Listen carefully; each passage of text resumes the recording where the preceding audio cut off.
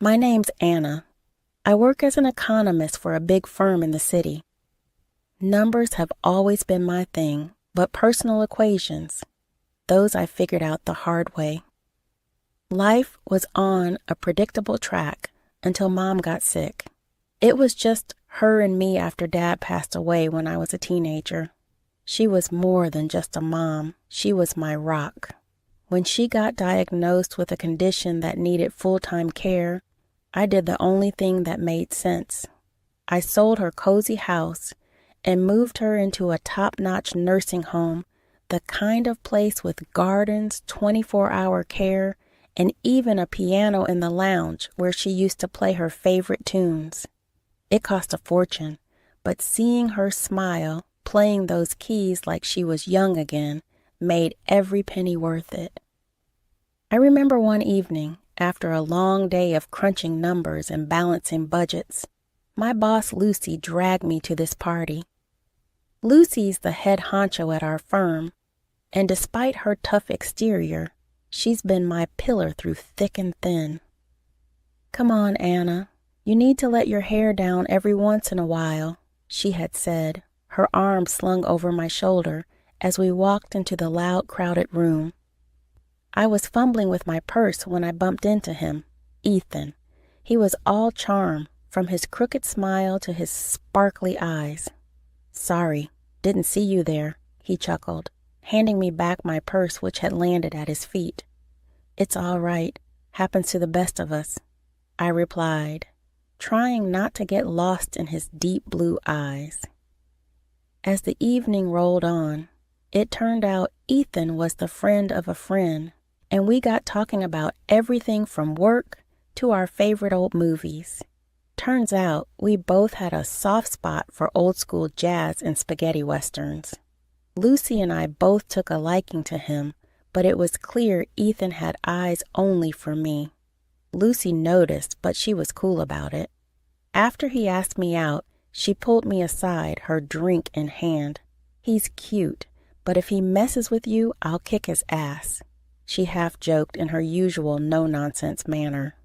Ethan and I started dating soon after. It was all dinners, long walks, and nights spent talking about everything under the stars. He was different, kind, attentive, and he made me laugh. God, did I laugh during those first few months. Lucy stayed my rock, supporting me through my mom's worsening health and my whirlwind romance with Ethan. When Ethan proposed, it was Lucy who helped me pick the dress, set up the venue, and even calm my nerves right before I walked down the aisle. Married life kicked off like a dream. We'd wake up late on weekends, brew strong coffee, and talk about our future. Like any newlywed couple, we had our hearts set on finding the perfect nest, our own little corner in this big, bustling city. We spent countless Sundays driving around, peering at for sale signs, and dragging ourselves through endless open houses. The thrill of the hunt was real, but so was the sticker shock. I still remember Ethan's face the first time we looked at a house within our budget. $300 grand for this? Are they out of their minds?" he blurted out as we toured a particularly cramped 2-bedroom that looked more like a rundown shack than a cozy love nest. "Maybe we're rushing into this.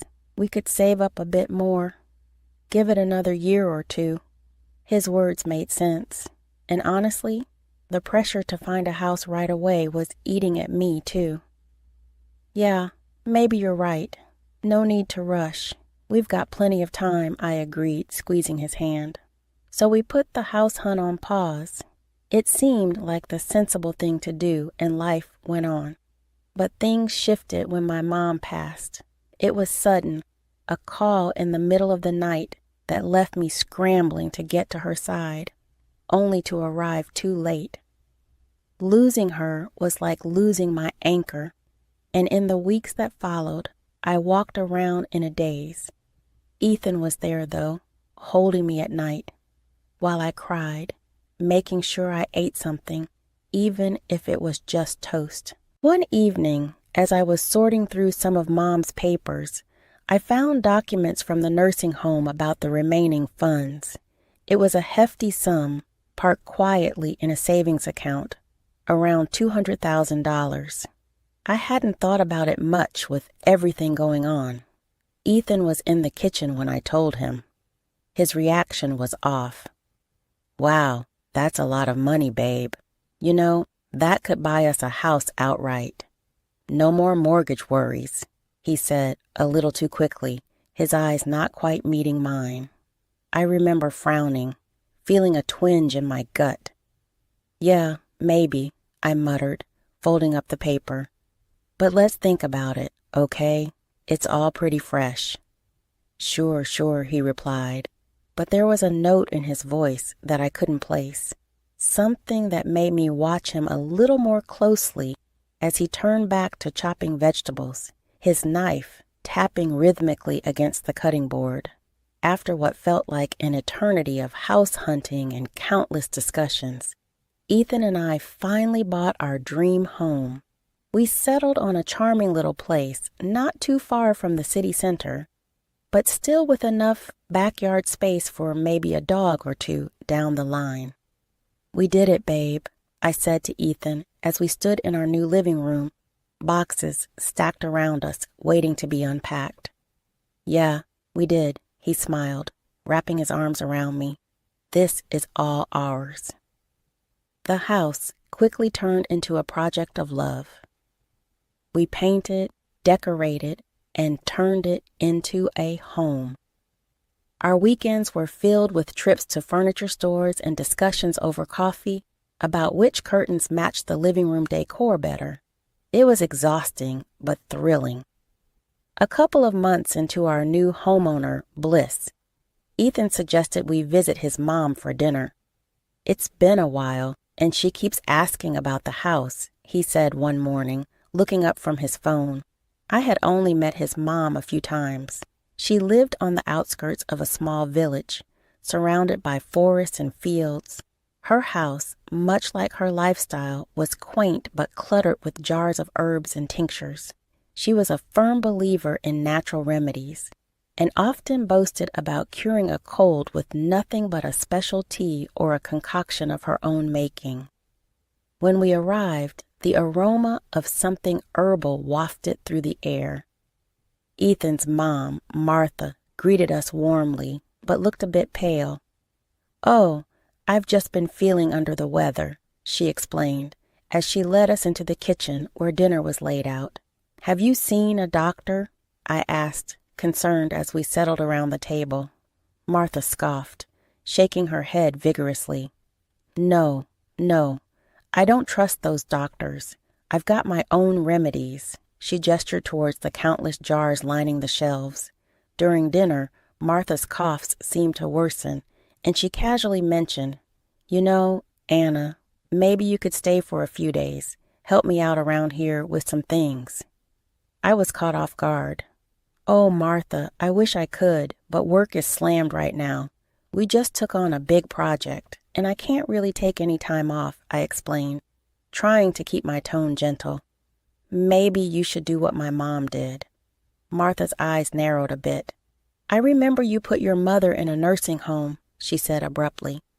"Maybe that's what you think I need, too." I felt a stab of pain at the mention of my mom. "It was the best option for her, Martha. She needed professional care that I couldn't provide at home." Martha shook her head, dismissing my explanation. "I would never let strangers take care of me. I'll stick to my herbs and tinctures," she declared, gesturing defiantly at her collection. The rest of the dinner passed in uncomfortable silence. Ethan didn't say much, and I felt the tension thickening. As we drove home, I tried to break the ice. "Ethan, I didn't mean to upset your mom. It's just—" He cut me off, his voice cold. "Maybe you could have been a bit more understanding, Anna. She's old school. You know how she is." When Ethan and I walked through the door of our home that night, the silence was deafening. The drive had been icy cold, the kind of silence that weighs down every word before it can be spoken.